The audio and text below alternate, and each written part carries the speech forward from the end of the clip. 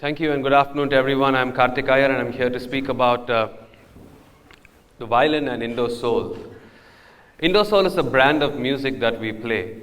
The first song that I played now is the song Boundless, which is the first song from our recently released album. As you listen to the song, could you tell me what genre this song belongs to, or any genres that you could think of while listening to this song? Any guesses?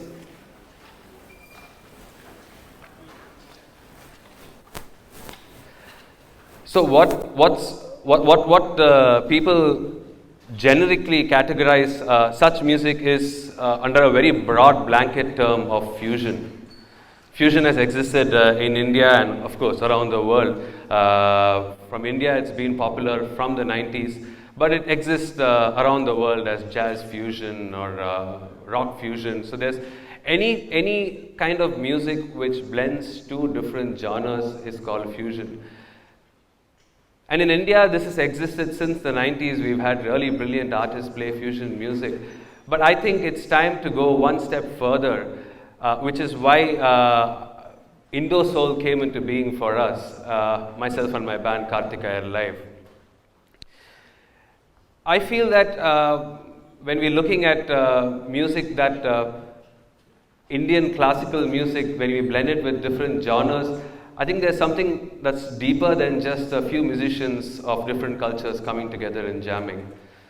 So, which is why Indo Soul comes into place, and I'm going to talk about Indo Soul in a little bit of, in more detail, and also give you some examples while performing. But before that, I'd like to show you about my weapon of choice.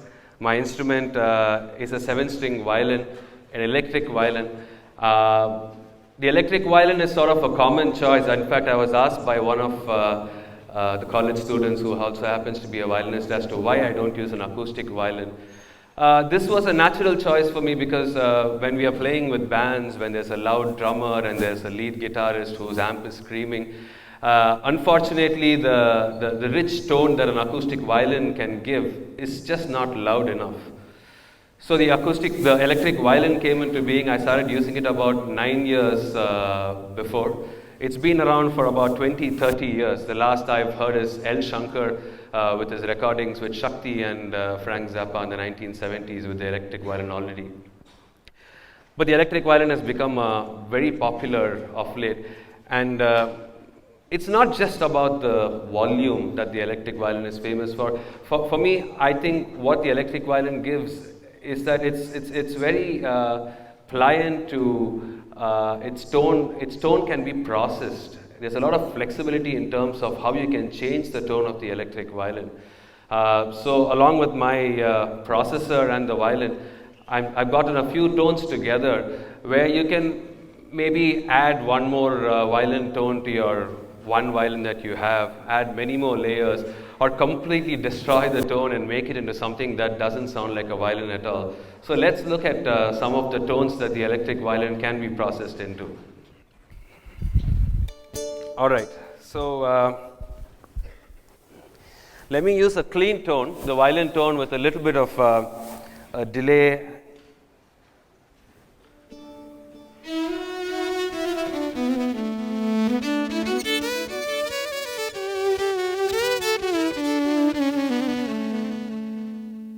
Special about this violin, just to show you, is that it's got 7 strings as opposed to the 4 strings that a traditional violin has. So it can almost reach all the way down to a cello.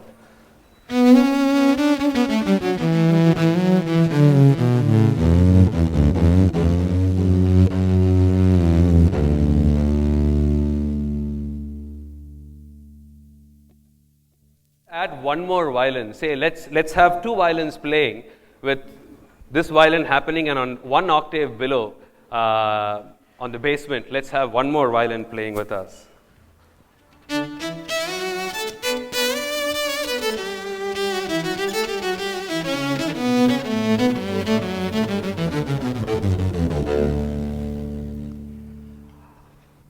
How about adding a lot of violins below, like having a feedback loop with many violins below this tone? So you get a sort of a layered tone, like 100 cellos playing together.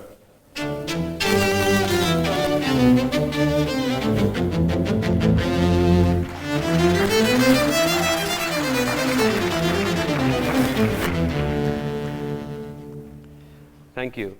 So far these layers have been playing the same thing that I've been playing, but an octave below. But how about letting them play something a little bit different?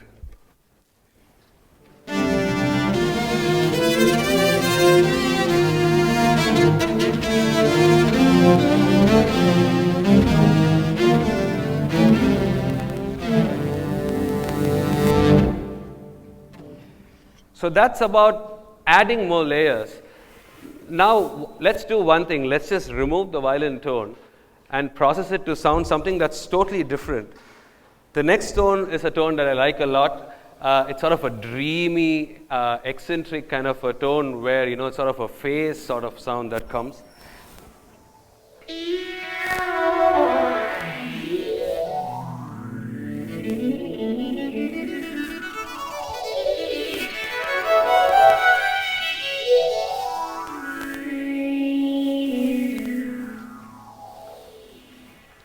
So that's a phaser sound to the violin.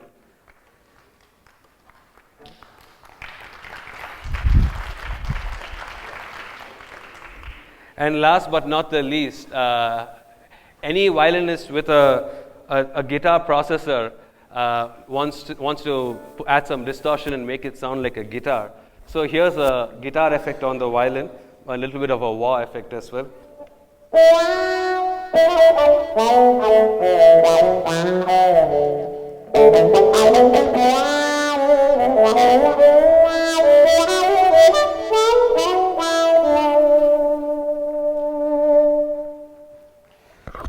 So those are some of the tones.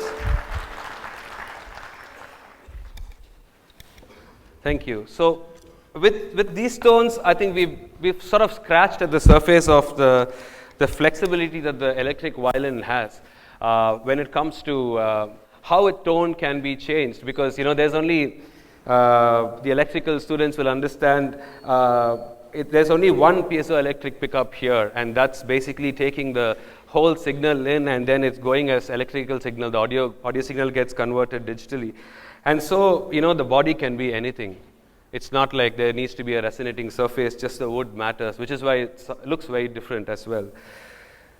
Coming back to Indo Soul, I'd like to play you a couple of songs, one song in a couple of different ways. I picked out a song called Paridana, which is a Carnatic classical song. I was formerly trained in Carnatic music down south from Chennai.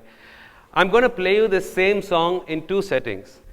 The first setting, let's imagine a room in rural Tamil Nadu where there are three people. There is a tanpura player, and probably there's a mridangist, or just for familiarity's sake, let's say there's a tabla player, and then the violinist. So this song would sound like this in this kind of a room. And what I want to do next is to sort of take you to a nice studio in Paris, where there is a piano that's set up, and there is a pianist who is sort of practicing Beethoven, Bach, a lot of Western classical music. And how will it sound if I ask him to play in Paridana with me? So I'm going to sort of contrast these two experiences, and please bear in mind that what I am playing, except for a small prelude, is absolutely the same song. So whatever difference you're hearing is just the arrangement. I do not have a mridangist with me, but that's something that you'll have to imagine.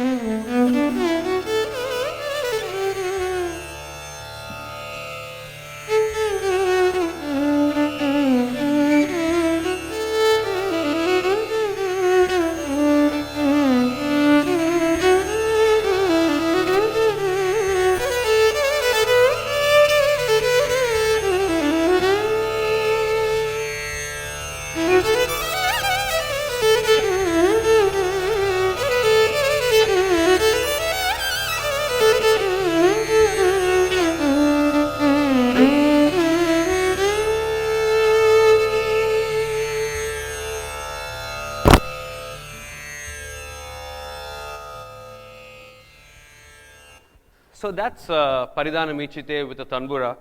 I really love this song. It's a happy, cheerful song, and it sounds great when I play it in a Carnatic concert.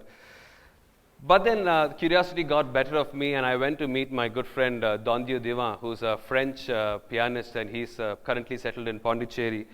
He listened to this track and he said, "Oh, this will sound great with a Sebastian Bach oriented, like something that sounds like Bach, but in a pure piano."